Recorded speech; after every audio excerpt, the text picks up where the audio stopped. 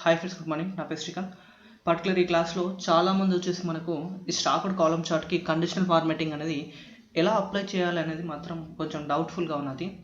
అయితే ఇలాంటి వాళ్ళ కోసం అని చెప్పేసి నేను ఈ వీడియో చేశానండి. చూడండి, నేను ఈజీగా ఎంటర్ డేటా తోటి నేమ్ అండ్ సేల్స్ అనేది ఎంటర్ చేయడం జరిగినది. ఓకే, ఎంటర్ చేసేసిన తర్వాత ఇప్పుడు ఇది ఒకటి సెలెక్ట్ చేసుకున్నట్టయితే మీరు కరెక్ట్ ఫార్మాట్ క్లిక్ చేయండి. ఈ ఫార్మాట్లోకి వెళ్ళిపోతే డేటా కలర్స్లో డిఫాల్ట్ కలర్లో FX అని వస్తుంది. Okay, FX mouse right click చేసినట్లయితే మీకు కండిషన్ ఫార్మాటింగ్ అనేది ఓపెన్ కావడం జరుగుతుంటుంది. అంటే ఇక్కడ మీరు దేనికి కండిషన్ ఫార్మాటింగ్ ఇవ్వాలనుకుంటున్నాను, నేను సేల్స్కి ఇవ్వాలనుకుంటున్నా, దానికి సమ్కా దేనికి అనేది మీ ఇష్టం.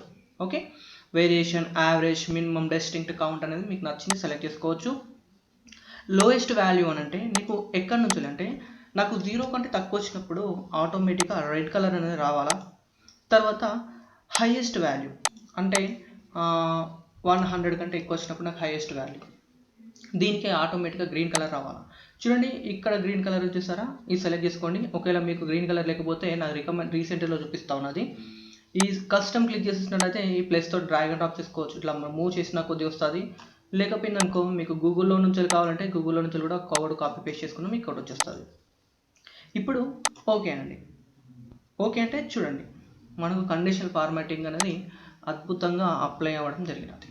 ఓకే, సో ఈ విధంగా మనం కండిషనల్ ఫార్మాటింగ్ అనేది అప్లై చేసుకోవచ్చు అండి.